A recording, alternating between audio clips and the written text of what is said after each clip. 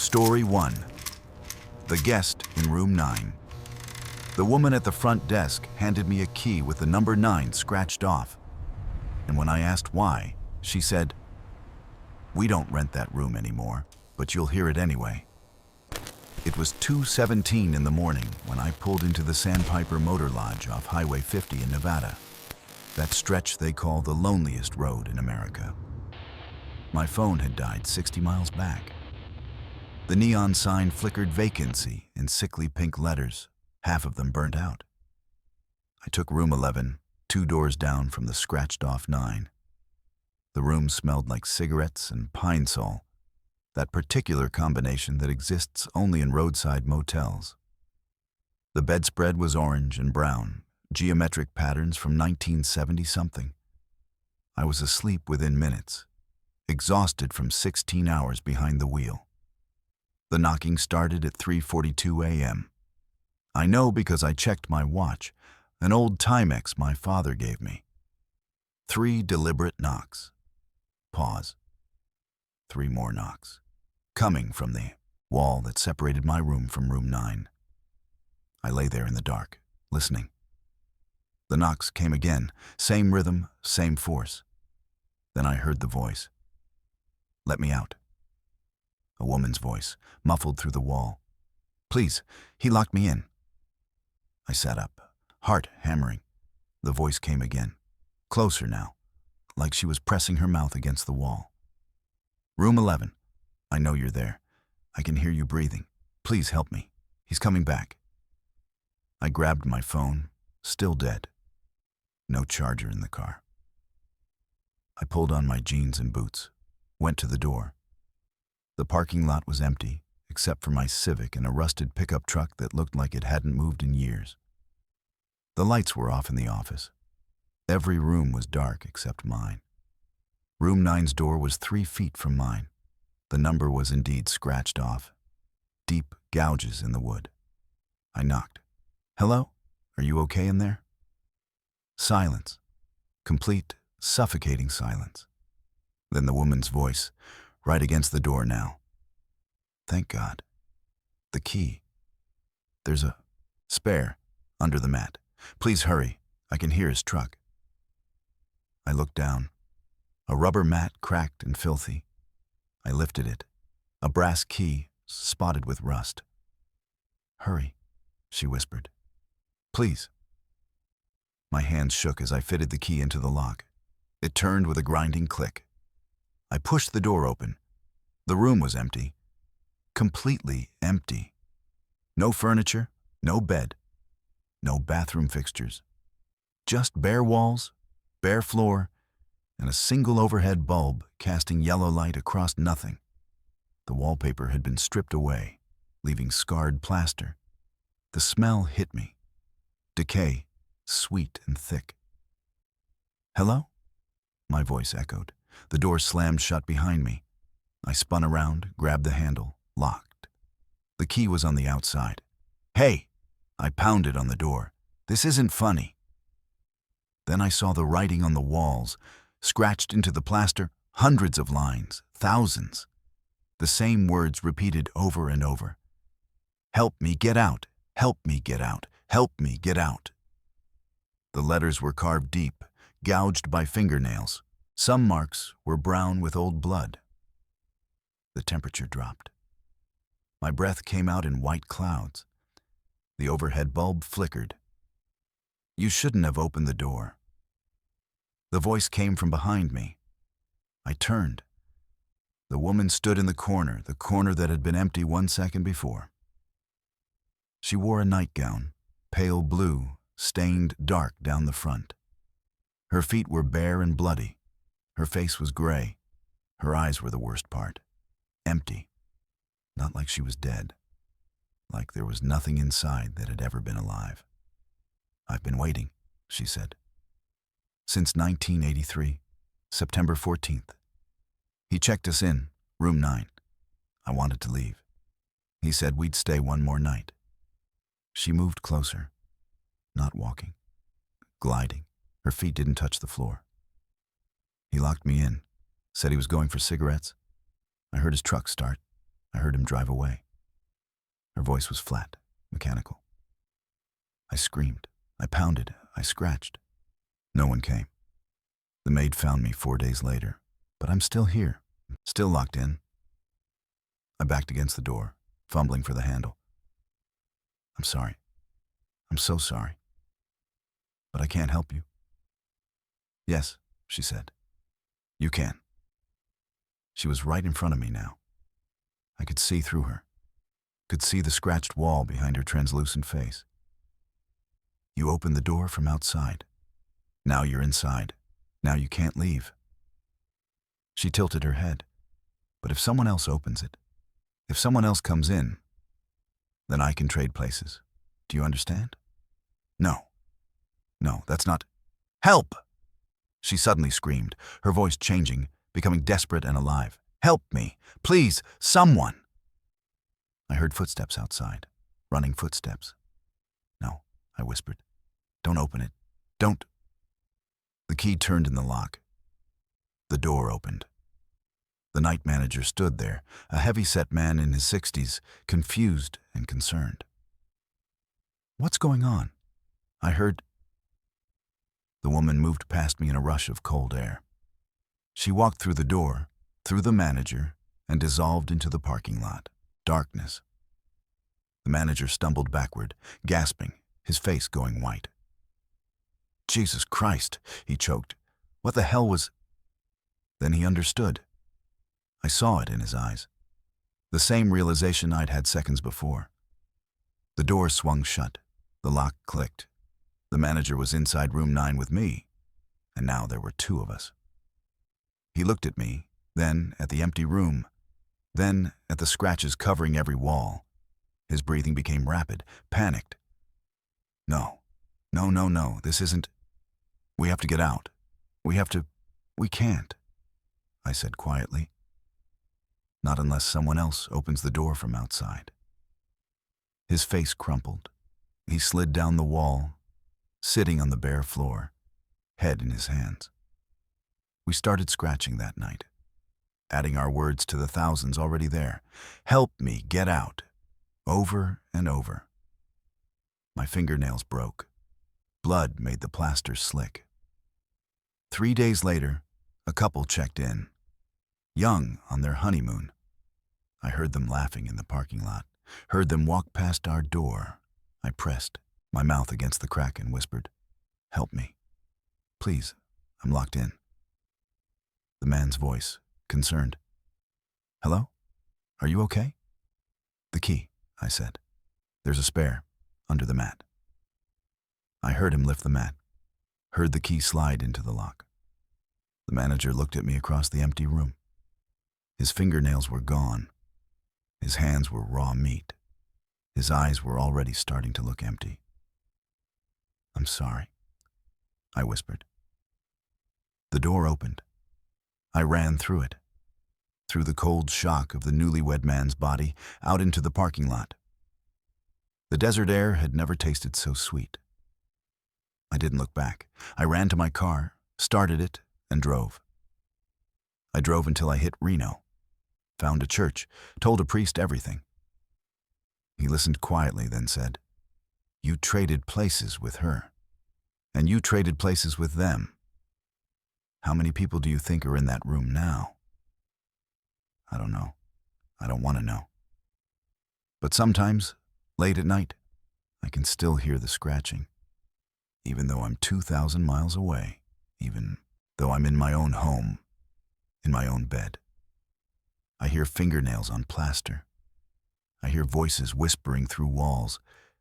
Help me get out. And the worst part?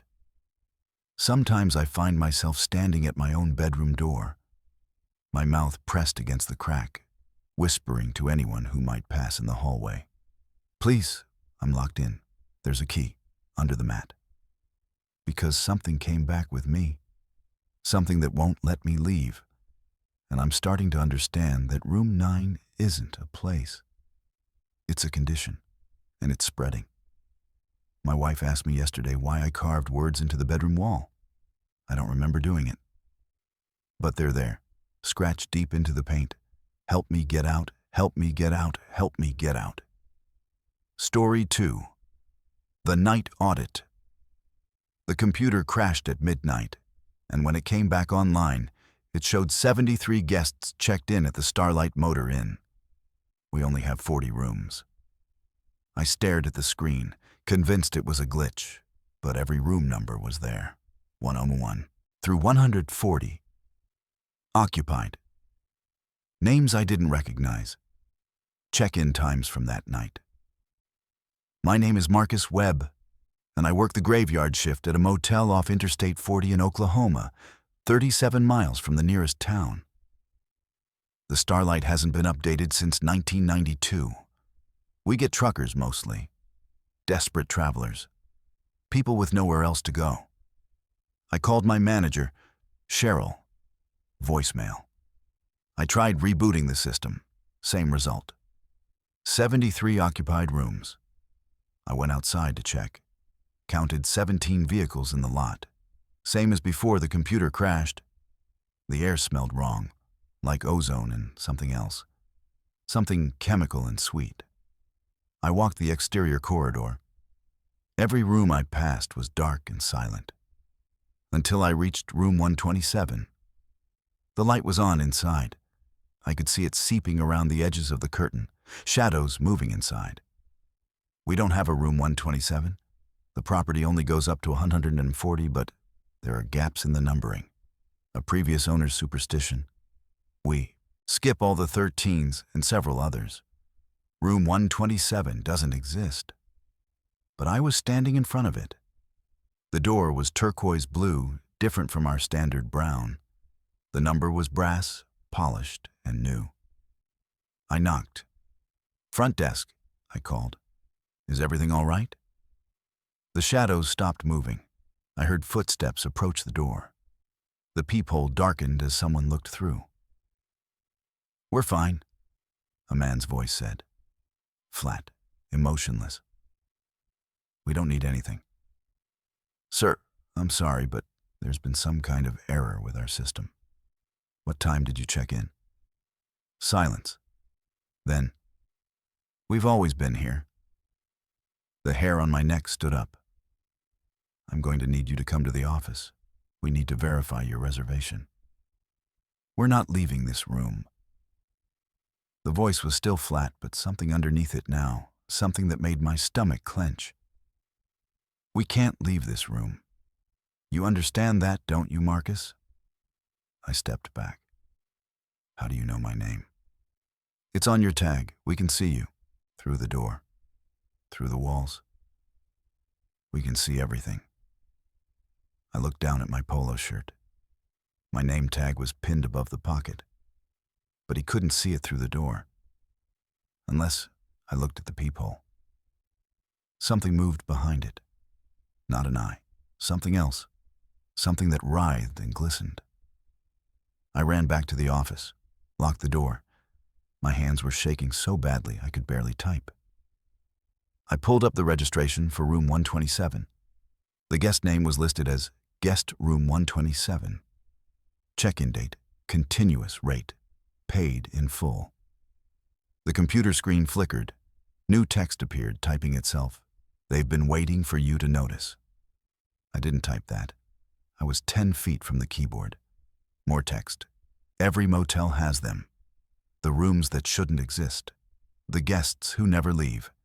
You've walked past them 1,000 times. Tonight the barrier is thin. Tonight you can see." "Who's doing this?" I shouted at the empty office. The phone rang. I stared at it. 4 rings. 5. I picked up.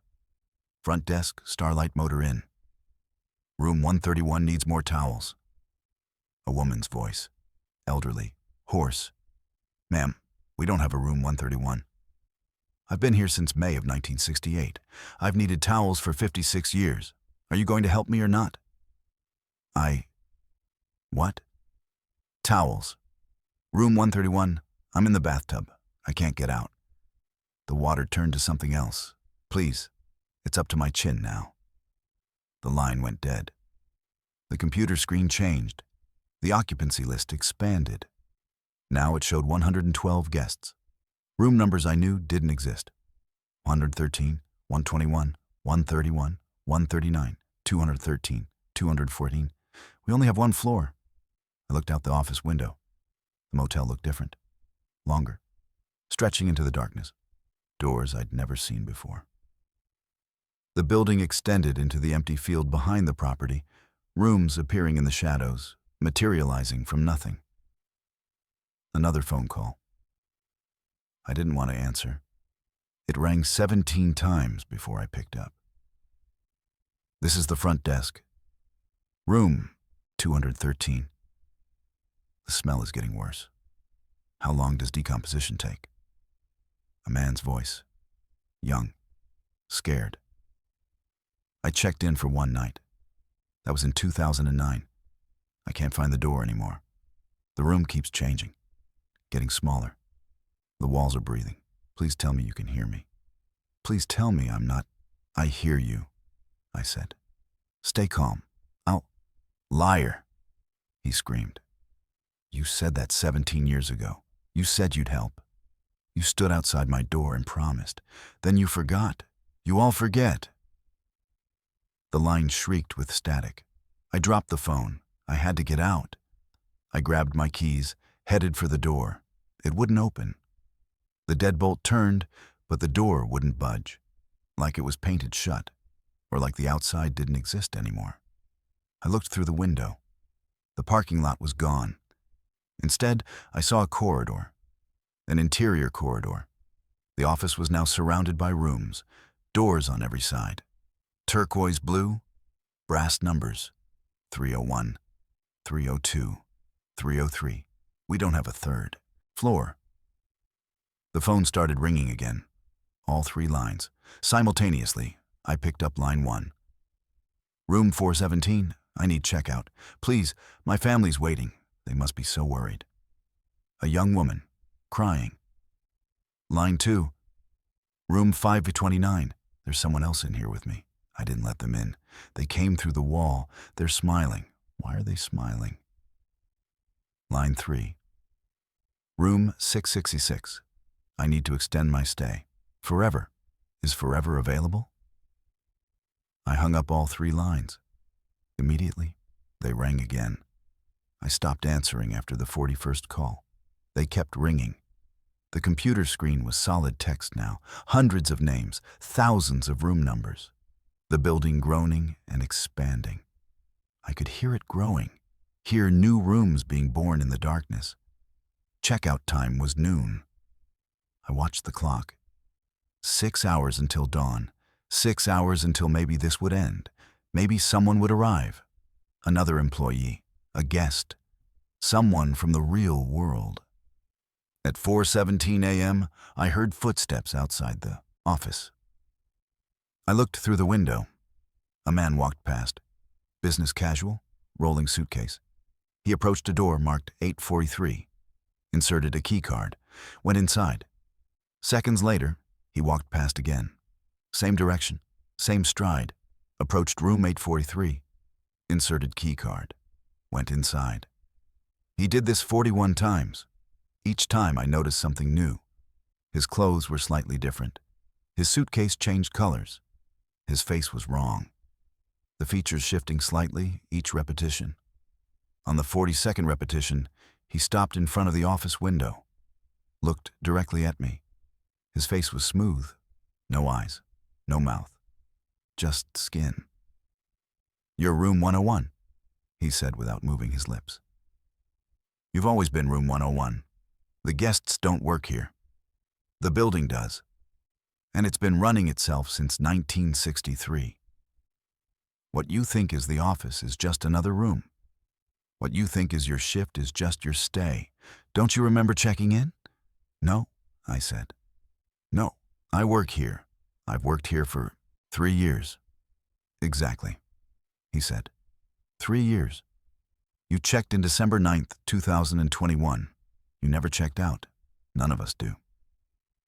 He walked away, approached room 843, inserted key card, went inside. I looked at my name tag, looked at the desk, at the computer. The check-in date on my employee file, December 9th, 2021. But underneath, in smaller text, guest since December 9th, 2021, my apartment. Did I have an apartment? I tried to remember my address. Couldn't. Tried to remember driving to work tonight. Couldn't. The last thing I remembered clearly was pulling into the parking lot on a cold December night. Engine trouble. Stopping for just one night. The clerk at the desk. Who was the clerk? I couldn't see their face in the memory. The phone rang. I picked up automatically. Room 101, a voice said. My voice. I need to report a disturbance. There's someone in my room who thinks they work here. What should I do? I hung up, looked around the office, really looked. The door behind the desk. The one marked employees only. I'd never been through it, never had a reason. I tried the handle now. It opened. On the other side was my room, the motel room I'd rented that December night. My suitcase was on the bed, my jacket on the chair. The TV was on, playing static. And on the nightstand, a key card. Room number 101. I backed out, slammed the door. But now the office was different. Smaller, the ceiling lower, the walls closer. The window showed the corridor now from the inside. I was looking at the office from outside, watching myself at the desk, watching myself answer the phone, watching myself notice the 73 guests. I'm still here. I answer the phone. I check people in. I watch the number of guests increase. The building grows every night. More rooms, more guests who never leave. Sometimes I remember I'm trapped. Most times I forget. If you ever stop at the Starlight Motor Inn off Interstate 40, and the clerk seems confused, seems scared, it's because he just remembered. It lasts about 17 minutes. Then the room resets. And he's just the night auditor again. We're all just guests pretending to be employees. And the building is hungry. And it's still growing. I can hear it now. New rooms, behind the walls, above the ceiling, below the floor. Endless rooms, endless guests. And checkout time never comes. Story 3. The sound in the walls. The scratching started the first night. And by the third night, it was forming words. I checked into the Desert Rose Motor Court off Highway 95 in New Mexico because my transmission was dying, and the mechanic in town said it would take 4 days to get the part. The motel was 15 miles from the nearest settlement, surrounded by white sand and scrub brush. 8 units. Mine was number 4. The scratching sounded like fingernails on the inside of the drywall. That's what I told myself. Mice. Rats. But mice don't scratch in rhythm. And they don't stop when you bang on the wall, then start again seconds later in a different spot. Like they're following you. My name is Sarah Talbot. I'm a pharmaceutical sales rep. I've stayed in 200 motels. I know what normal sounds like. This wasn't normal. The first night, I ignored it. Took 2 Ambien, slept through everything. The second night, I was ready. I sat on the bed with my phone recording. The scratching started at 11:47 p.m. behind the headboard. I pressed my ear against the wall. The sound was definitely fingernails. Desperate, frantic scraping. But underneath it, something else. A voice. Muffled. Whispering. I played back the recording, boosted the volume. The whisper became clear. Wrong side, wrong side, wrong side. I called the front desk. No answer. The office light was off. The owner, a man named Earl, lived in Unit 1. I knocked on his door. He answered in a bathrobe, irritated. "There's something in my walls," I said. "Probably pack rats," he muttered. "I'll set traps. In the morning." "It sounds like a person." He gave me a look. "Ma'am, there ain't nobody in your walls. Building solid concrete block. Been here since 1959. Then listen, I insisted. Just come listen. He sighed, but followed me to Unit 4. We stood inside. Silence. Complete silence. He raised his eyebrows. I felt my face flush. It was here.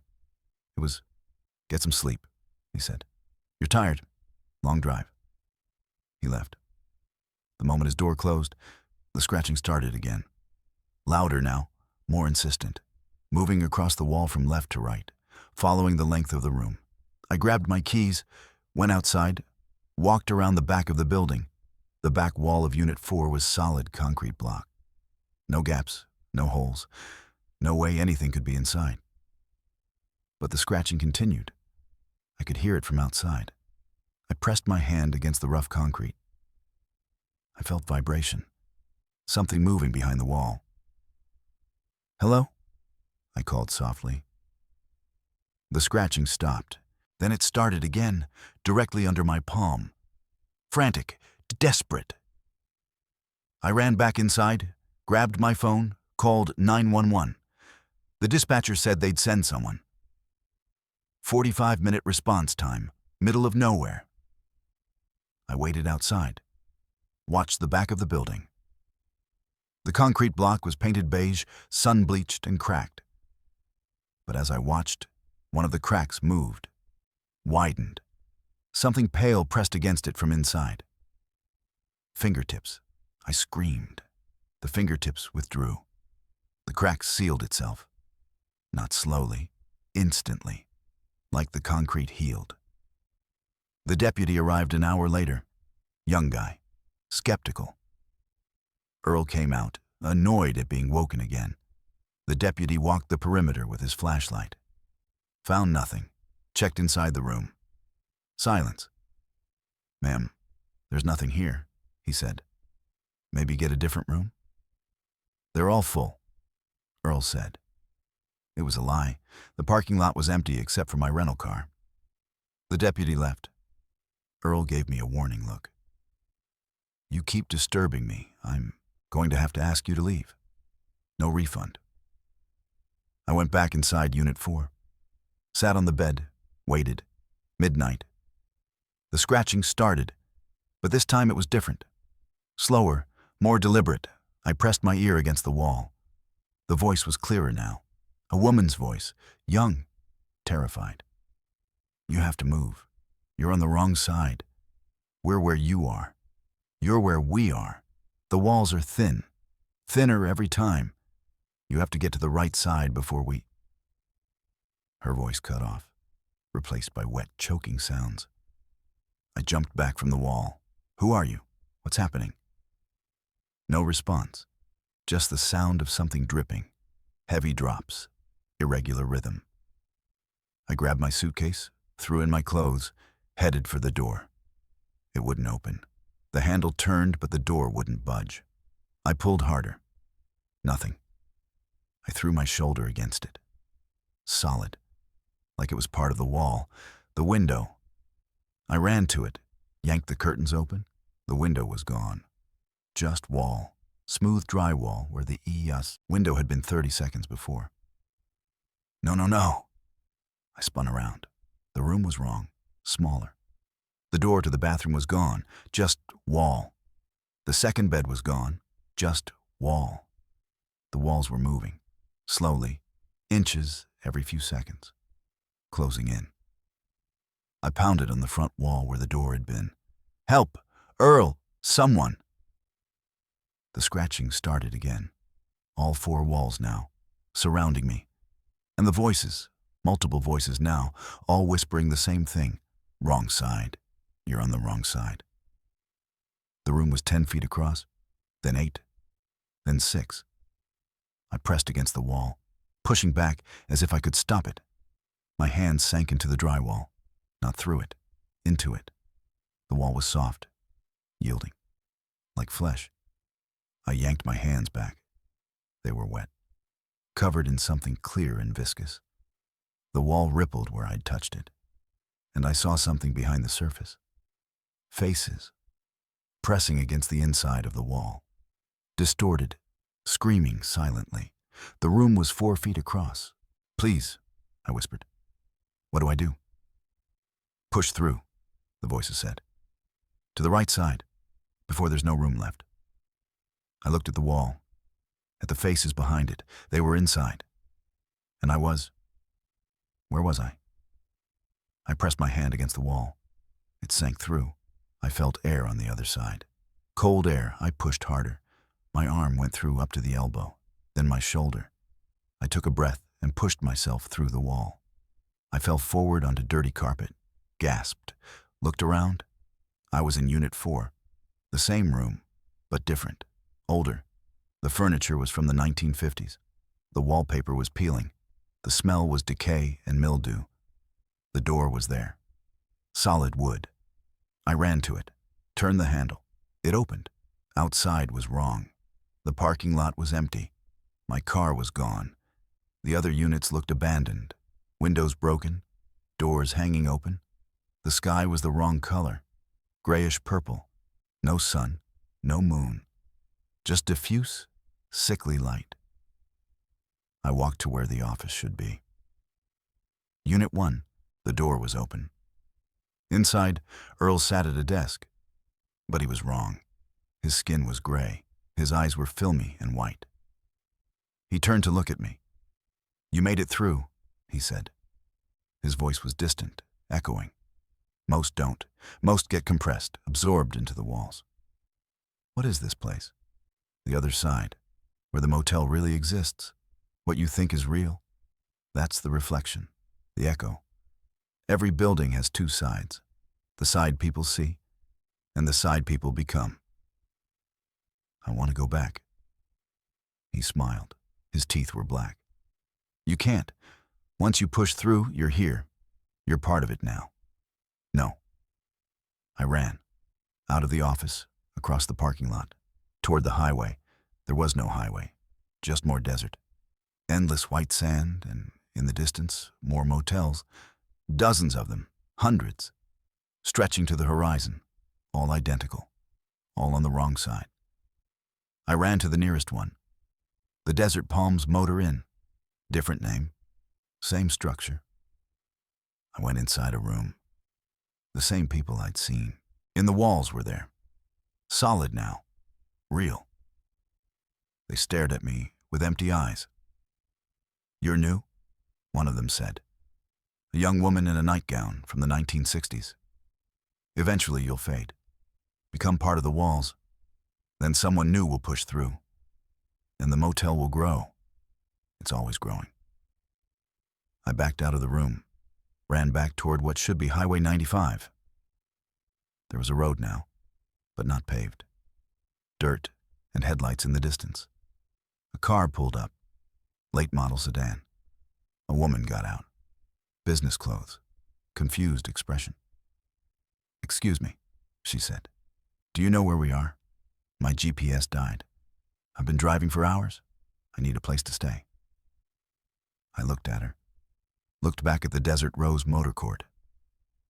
Earl was standing in the doorway of Unit 1, waving, welcoming. Don't, I said to the woman. Don't check in. Don't stay here. Why? Is it bad? It's not real. It's Earl's voice, loud and friendly. Don't listen to her. She's been driving too long. Heat exhaustion. Come, on in. We've got vacancies. The woman looked at me, looked at Earl. She walked toward the office. No. I grabbed her arm. She pulled away. You're scaring me, she said. She hurried to the office. Earl's gray hand guided her inside. I knew I'd see her in 3 days, pushing through the wall, appearing on this side. One more guest who never leaves. I've been here 41 days now. I've watched 17 people check in, watched 16 push through. One was compressed too much, absorbed completely. I heard her screaming from inside the walls for 6 days before it stopped. The motels stretch forever. I've walked for miles. It's all the same. Different names, same rooms, same gray people fading into walls. And the worst part? I'm starting to fade too. My hands are translucent. I can see through them. In another week, maybe 2, I'll be in the walls, scratching, whispering warnings that no one will believe. If you ever check into a motel in the middle of nowhere and you hear scratching in the walls, listen. Really listen. We're trying to warn you. We're on the wrong side, and you're about to be too. Story 4. The guests who arrive at 3 a.m. They always checked in at exactly 3 a.m., and they always paid in cash, and they never spoke. And by sunrise, they were gone. But they always left something behind. I discovered this pattern during my second week, working at the Twilight Motor Lodge on Route 66 in Arizona, 49 miles from Flagstaff. The property was dying. 6 guests a week, if we were lucky. The owner, Mrs. Chen, was in her 70s and ready to sell. My name is David Cole. I needed the job. Didn't ask questions. The 3 a.m. guests started on a Tuesday. I was reading a paperback when the bell chimed. I looked up. A man stood at the counter. Business suit, black, no tie. His skin was too pale. His eyes were wrong, too dark. No visible iris, just black. I need a room, he said. His voice was flat, no inflection. Sure. How many nights? 1. I handed him the registration form. He filled it out without looking down. Perfect handwriting. Name, John Smith. Address, NA. License plate, none. I need a valid address and license plate number, I said. He placed $200 in cash on the counter. Crisp bills, sequential serial numbers. Will this suffice? Our rate was $49 a night. I looked at the money. Looked at him. His expression didn't change. He didn't blink. I realized he hadn't blinked once since walking in. Sure, I said. Gave him a key. Room 7. He walked out without another word. I watched through the office window. He went directly to room 7, unlocked it, went inside. The lights never turned on. At 6 a.m., I did a walk around. His car, I assumed he had a car, was gone. Room 7's door was open. I went inside. The room was spotless. Bed made with hospital corners. No sign anyone had been there. Except for one thing. On the nightstand, arranged in a perfect circle, 12 human teeth. They were clean, white, perfectly formed. I stared at them, heart pounding. Then I grabbed a towel, swept them into the trash, and tried to forget. The next night, Wednesday, 3 a.m., the bell chimed. A woman this time, red dress, pale skin, black eyes, same flat voice. I need a room. Same routine. Registration form with no real information. $200 cash. She took the key to room 12. At sunrise, she was gone. I found the room empty except for what she left behind. On the nightstand, a glass jar filled with fingernails. At least 50 of them. They were moving, slowly writhing like dying worms. I dropped the jar. It shattered. The fingernails scattered across the floor. They stopped moving immediately, became normal, dead. I cleaned them up with shaking hands. Thursday, 3 a.m., a different person, same pattern. This time he left a photograph on the nightstand. It showed me, standing in the office, taken from outside. But the angle was wrong. The photo was taken from above. Like someone had been floating outside the office window. I was going to quit. I had my resignation written. But Mrs. Chen called in sick, asked me to cover through the weekend, double pay. I needed the money. I said yes. Friday, 3 a.m. The bell chimed. 2 people this time, a man and a woman, holding hands, both pale, both with black eyes. They spoke in unison. We need a room. 1 room or 2? 1. Perfect synchronization, same inflection, like one person speaking through 2 mouths.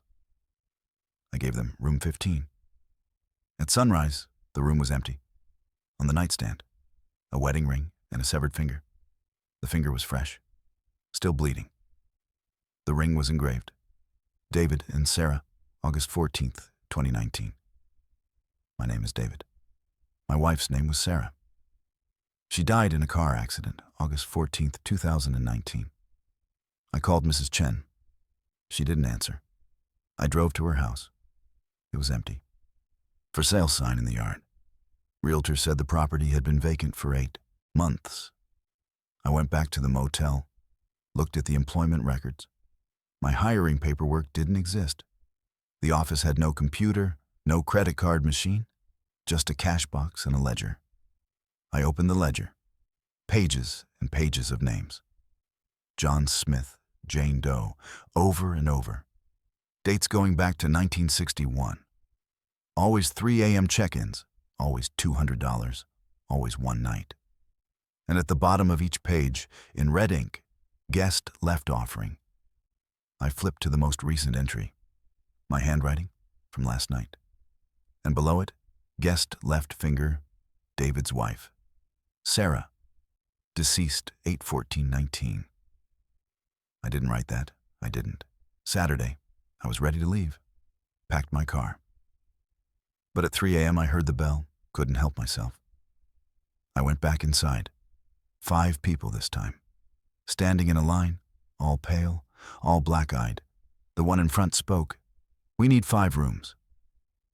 "Why do you come here?" I asked. "What is this place?" "A way station," he said. "Between where we are and where we're going. We stop. We rest. We leave part of what we carry. The things you leave behind. The teeth. The fingernails. My wife's finger. What are they? Anchors. Pieces of the world we came from. We shed them here, so we can continue." "Where are you going?" He smiled. His teeth were gray and filed to points. "Know where you can follow?" "Not yet." I gave them 5 keys. Rooms 1 through 5. They walked out in single file. Perfectly synchronized steps. At sunrise, all 5 rooms were empty. But the things they left. Room 1, a human heart, still beating, pumping blood onto the nightstand. Room 2, a pair of eyes, blue, blinking. They looked at me. Room 3, a jar of blood, type O negative, my blood type. My name was written on the jar in Sarah's handwriting. Room 4, a photograph of my funeral. Date, March 7, 2024, 3 weeks from now. Room 5, a key, brass, old. The tag said, Room 16. We only have 15 rooms. I went outside, counted the doors, 15. But when I walked the exterior, there was a 16th door. Between 15 and the office, turquoise blue, number 16 in brass. I used the key. The door opened. Inside was a motel room, but it was wrong. The walls were flesh, pink and pulsing. The bed was made of bones. The mirrors showed reflections that didn't match reality. I saw myself, but older. Decaying. My eyes were black. On the nightstand, a ledger. I opened it. My name was listed. Check-in date, March 7, 2024. 3 weeks from now.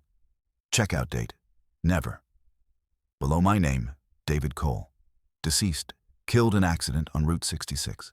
Now serves as night manager. Way Station 42 welcomes the dead, collects offerings, facilitates transition. I backed out of the room, slammed the door, ran to my car, drove. That was 6 days ago. I've driven 900 miles. Different motels every night. But they all have room 16 now.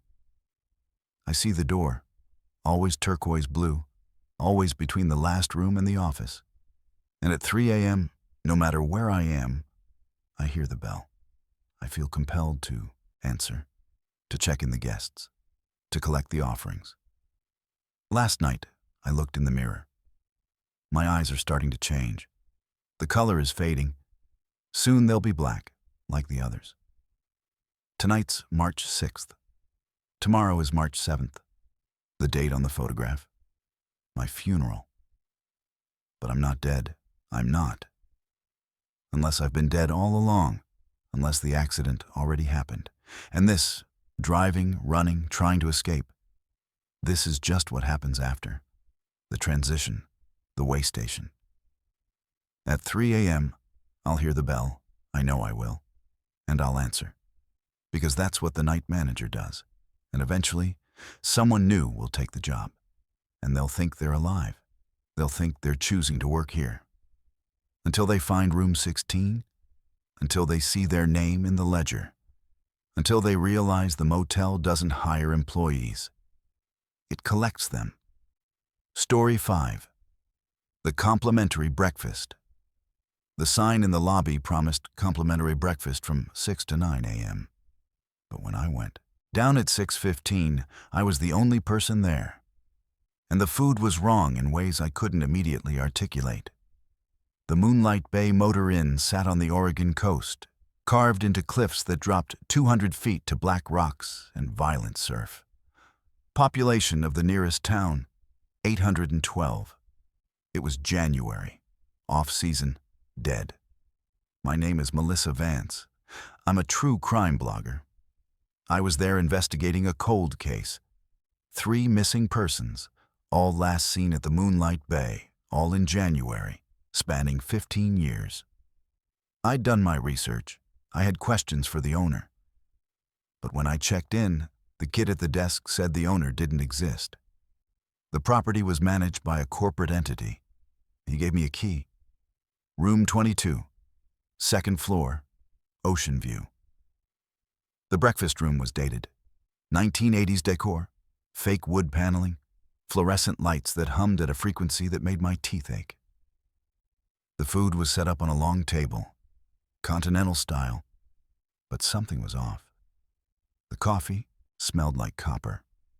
The bagels were gray. The cream cheese had a faint pink tint. The fruit, apples and bananas, was bruised in perfect circular patterns, like fingerprints pressed deep into the flesh. I poured coffee anyway. It steamed, but when I brought the cup to my lips, it was cold, ice cold. I set it down, looked at the food again. The scrambled eggs were moving, slightly, a slow, rhythmic pulsing, like breathing. First time? A voice behind me. I spun around. An old man sat in the corner booth. I hadn't seen him come in. He wore a cardigan and slacks. His eyes were rheumy and yellow. "What?" I said. First time noticing the breakfast is wrong. Most people don't. They eat it without thinking. But you're observant. That's dangerous here. "What are you talking about?" He smiled. His teeth were brown. "Sit. Let me explain what you've gotten yourself into." I didn't want to sit, but I did.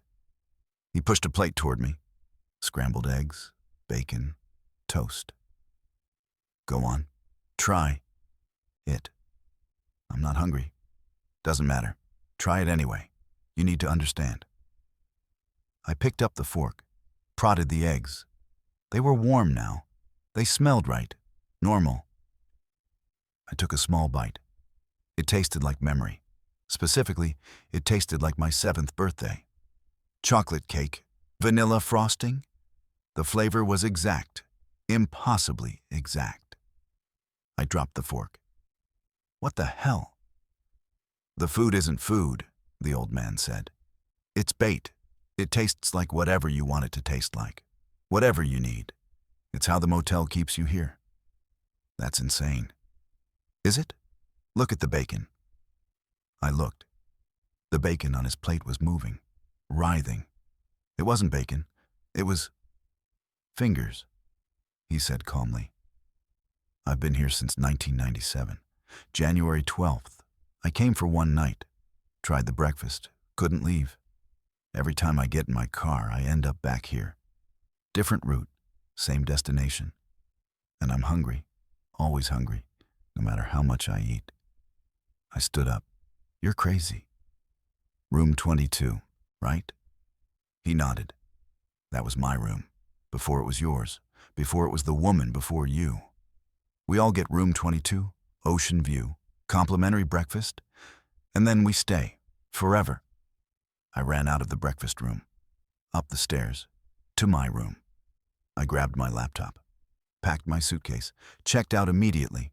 The same kid at the desk. He didn't react. Just took my key. I got in my car, drove south on Highway 101, 20 miles, 30. I relaxed. The old man was insane. The food was just bad. Old, that's all. At 50 miles, I stopped for gas. Went inside to pay. When I came back out, I was in the Moonlight Bay parking lot. My car was parked in the same spot I'd left from. I tried again, drove north this time. 40 miles, stopped at a diner, ordered coffee. When I walked outside, I was back at the Moonlight Bay. 6 more attempts. Different directions, different distances. Every time, I ended up back. By nightfall, I accepted it. I was stuck. I went to the breakfast room. 6 p.m. No, food set out. But the old man was there. Told you, he said. How do I leave? You don't. But you can make it easier. Eat the breakfast, stop resisting. Eventually, you'll forget you ever wanted to leave. No. Suit yourself. But the hunger will get worse. Day 3, you'll be desperate. Day 7, you'll eat anything. Day 14, you'll understand why the food looks like that. What happens day 14? He smiled. You become the food. I didn't eat. Day 1, day 2. The hunger was manageable. Day 3, my stomach cramped. I couldn't think. I went to the breakfast room. 6 a.m. Fresh food set out. Eggs, bacon, fruit. The old man wasn't there. I called out. No answer. I looked at the food. It smelled incredible. I picked up a piece of bacon, bit into it. It tasted like Thanksgiving. My grandmother's cooking. Exact. Perfect. I ate 3 plates. Couldn't stop. When I finished, I felt full for the first time in days, and then I saw the mirror. My reflection was wrong, thinner, paler. My eyes were bloodshot. I looked like I hadn't slept in weeks. Day 4. The old man was back. He looked different, younger, healthier. You ate, he said. Yes. Good. Now you're part of the cycle. What cycle? The motel feeds on us. We eat the food. The food is made from us. The people who couldn't stop eating, who became too much a part of this place, they get absorbed, processed, turned into breakfast, and new guests arrive. And the cycle continues. That's impossible. Look at the eggs. I looked. The scrambled eggs were moving again, pulsing, and I could see something inside them, small, pink, shaped like fingers. Tiny fingers. I ran to the bathroom, vomited. But what came up wasn't food. It was black, viscous. It moved on its own, crawling across the tile toward the drain. Day 7. I was skeletal. My skin was translucent. I could see veins, see bones. The hunger was unbearable. I went to the breakfast room. The old man was gone. Completely gone. On his usual table, a name placard, Mr. Charles Voss. Guest since 1997. Processed January 19th, 2024. Today was January 19th. The food on the table looked different. The eggs were more defined. I could see shapes, a face, screaming. I ate anyway.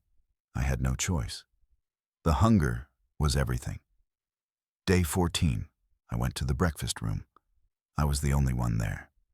The food was set out as usual, but this time I saw my reflection in the polished chrome of the coffee urn.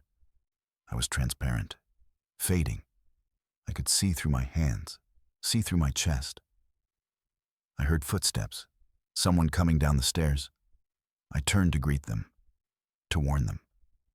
But I couldn't speak. My voice was gone.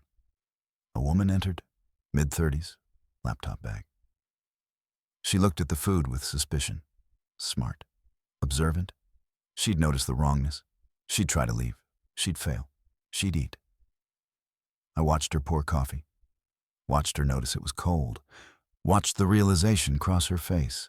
I wanted to warn it. Her. But I was already part of the breakfast. I could feel myself spreading out, becoming the eggs, the bacon, the fruit. By day 21, I won't exist as myself anymore. I'll be absorbed completely, processed, turned into complimentary breakfast for the next guest, and the next, forever. If you ever stay at a motel that promises complimentary breakfast, pay attention. Look closely at the food. If it smells too good, if it tastes like memories, if you see shapes in the scrambled eggs, leave. Don't eat, don't stay, because the breakfast isn't complimentary. You pay with yourself. One bite at a time, and the hunger never stops. Story 6. The thing in the pool. The pool lights turned on by themselves at midnight, and through the window of room 14, I watched something large move through the water.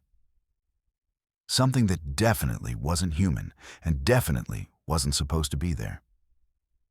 The Cactus Springs Lodge sat 22 miles outside of Tucson, a relic from the 1960s, with 30 rooms arranged in a horseshoe around a kidney-shaped pool. The water was always heated. The sign in the office said, "Pool open 24 hours. Swim at your own risk." My name is Brandon Cole. I'm a software engineer. I pulled in at 9 p.m., exhausted from a Phoenix conference, needing sleep before tomorrow's drive to El Paso. The desk clerk was a woman in her 50s, heavy makeup, tired eyes. She gave me a key without looking up. Room 14. Pool view. I noticed the smell first. Chlorine, but wrong. Too strong. Chemical. With something underneath, something organic. Rotting. The pool was empty when I checked in. Just illuminated turquoise water, perfectly still, steam rising in the desert cold. I showered, collapsed on the bed, set my alarm for 6 a.m. The lights woke me. I checked my phone. Midnight exactly. The pool lights, underwater LEDs, had turned on, bright, casting rippling patterns across my ceiling. I got up to close the curtain. That's when I saw it. Something was in the water. Something big, 10 feet long, maybe more. Dark, moving in slow circles, breaking the surface occasionally. I saw ridges, scales, a tail that was too thick, too powerful. I pressed my face against the window. The thing dove, disappeared into the deep end. The water settled, still, empty. I opened my door, walked to the edge of the pool. The water was clear. I could see the bottom. Nothing there. But the smell was worse. Not chlorine anymore. Something else. Sulfuric, rotten eggs and meat. I wouldn't get too close. A voice from the shadows. A man stepped into the light. Older, 60s, wearing swim trunks and a towel around his neck. Room 9, based on where he emerged. "There's something in the water," I said. "Yeah, there is." "What is it?" He smiled, no humor in it. "Depends on who you ask. I've been staying here 2 months. I see it every night, midnight to 3 a.m., like clockwork." "Have you told the management?" "They know. They're the ones that feed it." "Feed it?" He nodded. "Watch." The desk clerk came out of the office. She carried a white bucket. She walked to the deep end, emptied the bucket into the water. Something splashed, large. The water erupted. I saw the thing breach, just for a second. Gray skin, rows of teeth, eyes that reflected the pool lights, white and empty. Then it was gone. The clerk walked back to the office without a word. "What the hell was that?" I whispered. "No idea, but it's hungry, and it's growing. 2 months ago, it was 6 feet. Last week, 10. Tonight, looked like 12. We need to call someone. Animal control. Police." "Already tried. They don't come out here. Say it's outside their jurisdiction. And if you try to leave..." He stopped, shook his head. "What?" "You'll see." I went back to my room, grabbed my keys, packed my bag. I was leaving. Screw the refund. I got in my car, started the engine, drove to the exit. The road was dark, no streetlights, just my headlights cutting, through desert night. A mile out, the engine died, just stopped. All the lights went off. I sat in complete darkness. Tried to restart. Nothing. Then I heard it. Scratching on the hood. Slow, deliberate, metal on metal. I turned on my phone flashlight. Pointed it at the hood. Wet handprints. Large, three-fingered, webbed.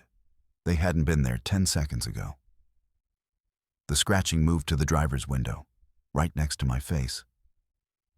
I saw nothing outside, but the sound continued, nails on glass. The window fogged from cold breath. Something was there, invisible, breathing.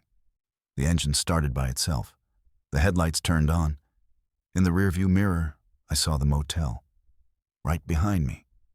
I'd driven a mile. But I was 30 feet from the parking lot.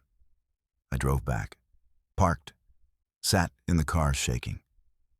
The man from room 9 knocked on my window. I rolled it down. "Told you," he said. "What is this place?" "A trap. The pool isn't a pool, it's a hole. To somewhere else." Something came through, years ago. The owners made a deal. They feed it. It stays in the water. And guests, we're part of the agreement. We can't leave until it's done with us. Done with us how? He pulled back his towel. His neck was covered in marks, circular, sucker-shaped, like octopus tentacles. It doesn't just eat what the clerk feeds it. It feeds on us. At night, while we sleep. Takes a little bit at a time. He lifted his shirt. His torso was covered in the same marks. Hundreds of them. His skin was pale, bloodless. "How long have you been here?" 2 months, but it feels like years. Time's wrong here. I checked in October 15th, but my phone says it's January, and I feel... He stopped. His eyes were distant. "I feel like I've been here much longer, like I've always been here. I'm not staying. I'll walk out if I have to." "Try it." I grabbed my bag, started walking. The road stretched ahead, dark, empty. I walked for an hour, checked my phone GPS. I'd moved 17 feet. I turned around. The motel was right behind me. Room 14's door was open. The pool lights were on. The thing circled, waiting. Day 2. I didn't sleep. Watched the pool all night.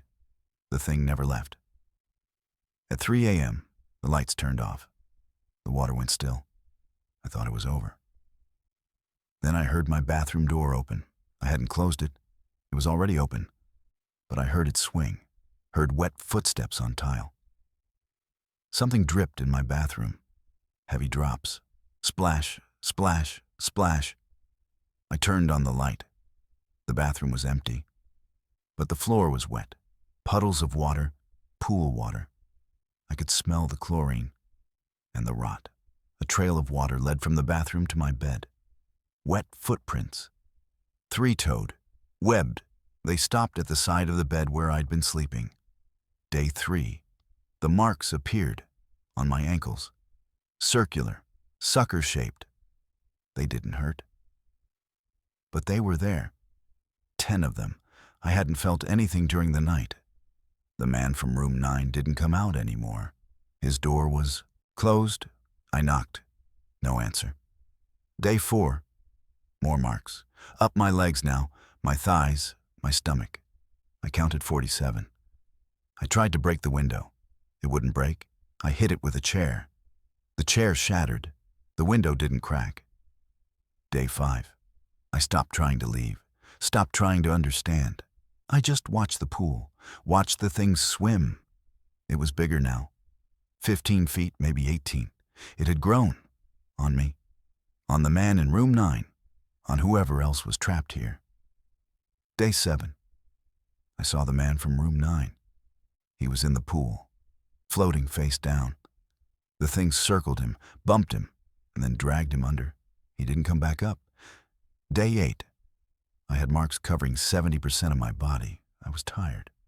So tired. The hunger was gone. The thirst was gone.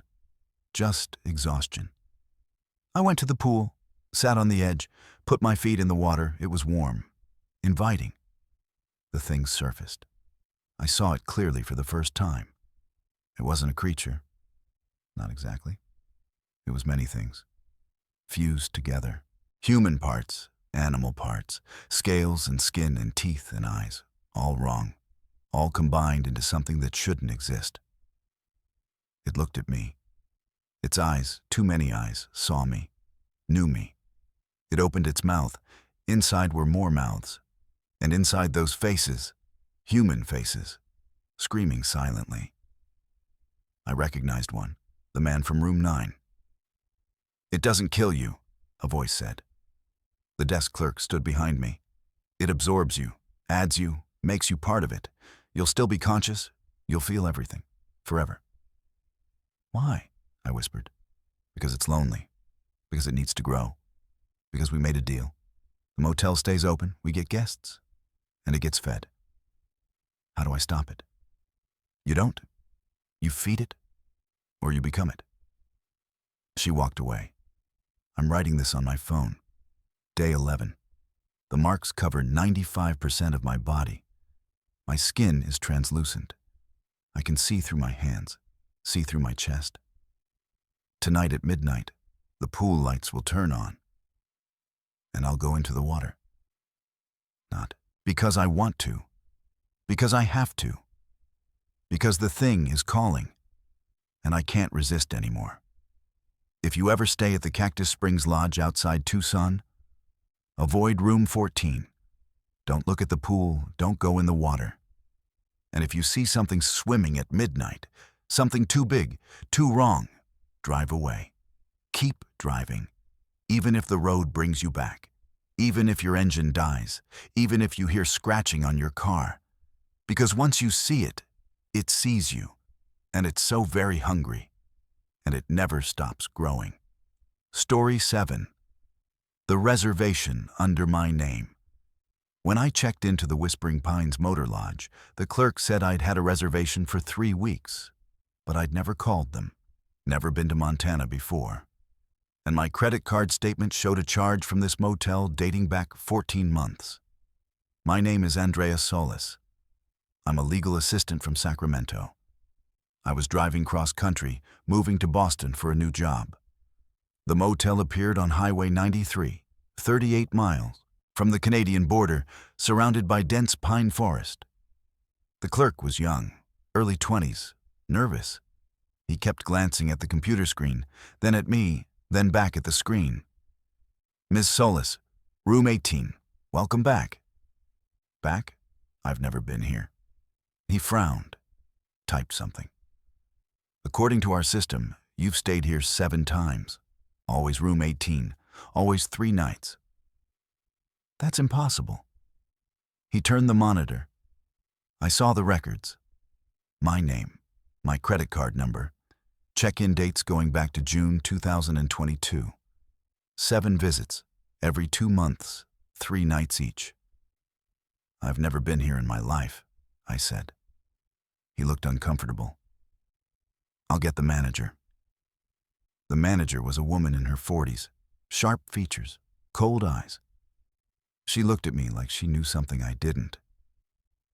"Ms. Solis, there's no mistake. You've stayed with us multiple times. Show me security footage." "We don't have cameras." "Then how do you know it was me?" She smiled. It didn't reach her eyes. "Room 18 knows. It's been waiting for you." "What does that mean?" "You'll understand tonight. Enjoy your stay." She walked away. The clerk handed me a key. Brass, old-fashioned. The number 18 was engraved deep. I took it. I should have left.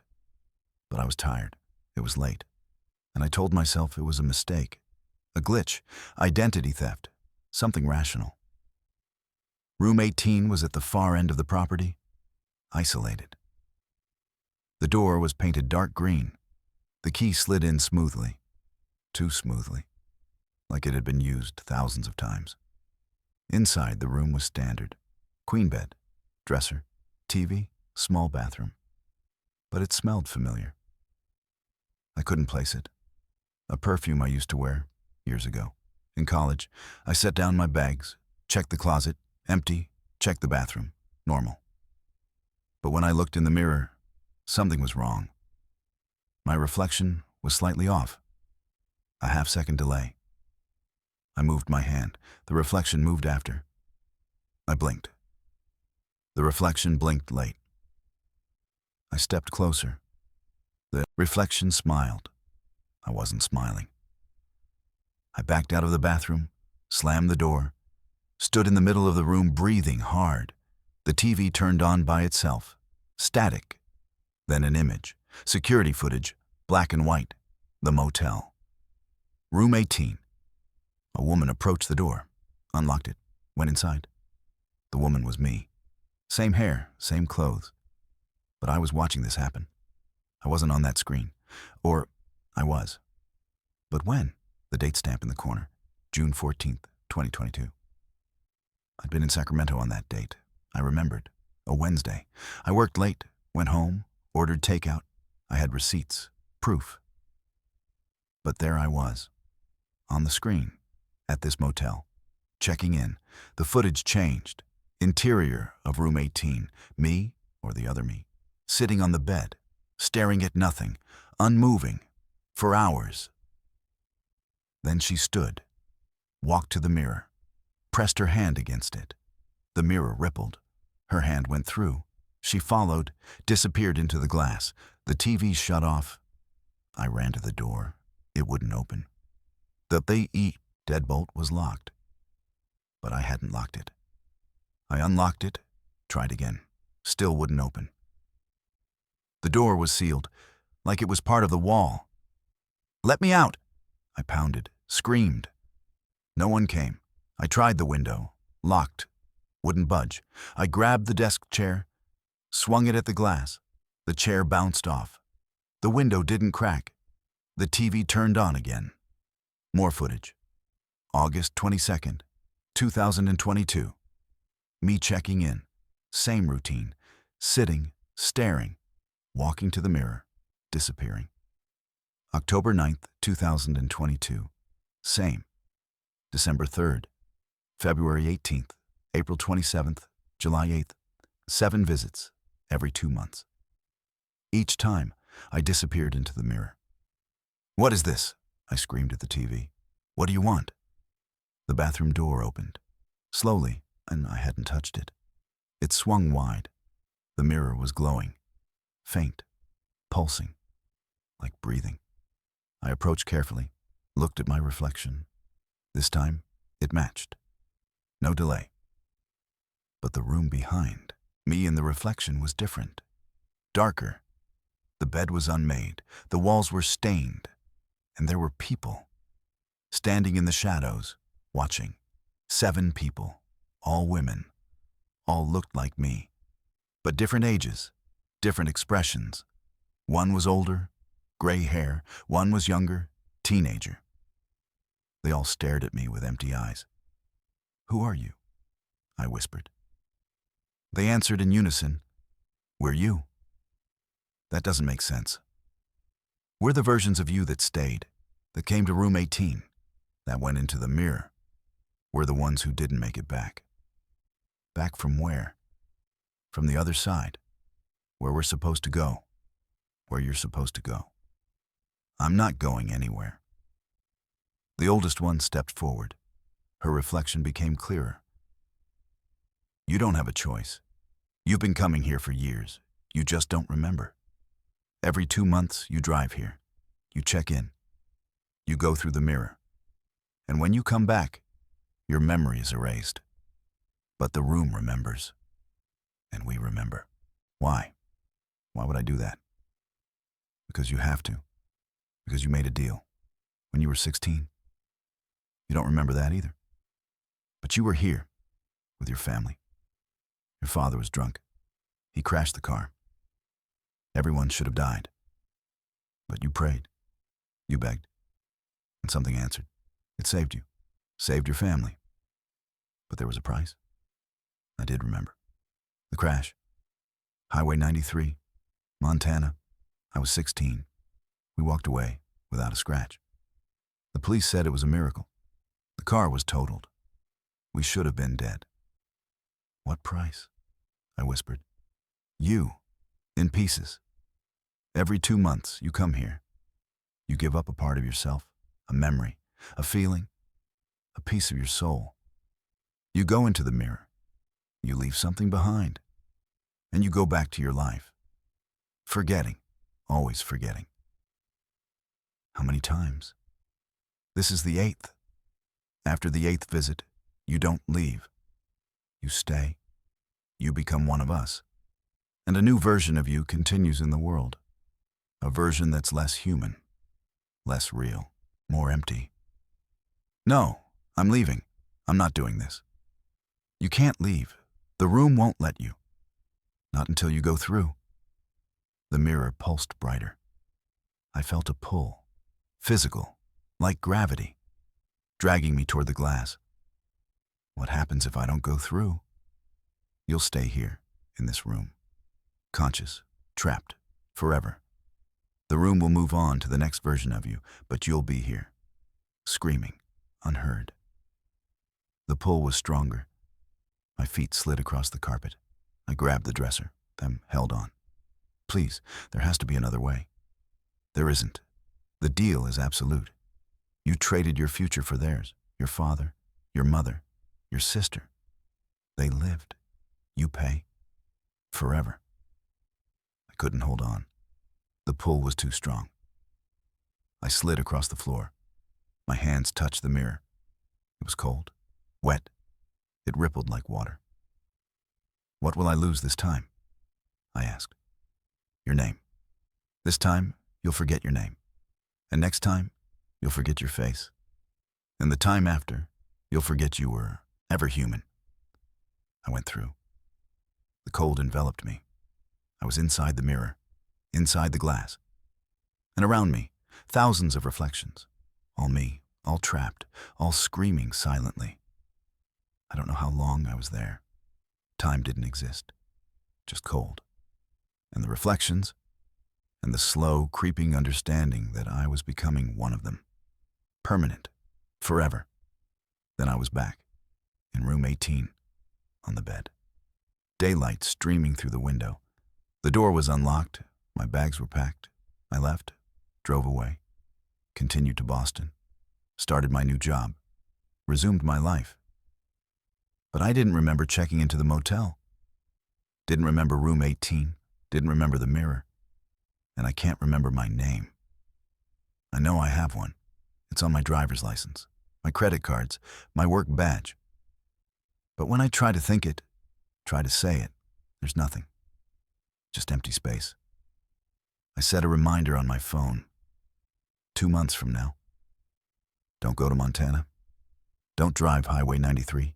Don't stop at the Whispering Pines. But I know I'll forget. I'll ignore the reminder. I'll end up there. Room 18, the mirror. And next time, I won't come back. If you ever drive Highway 93 in Montana and you see the Whispering Pines Motor Lodge, keep driving. Don't stop. Don't check in. And if you find a reservation under your name that you don't remember making, run. Because the room has been waiting. And once it knows your name, it never lets go.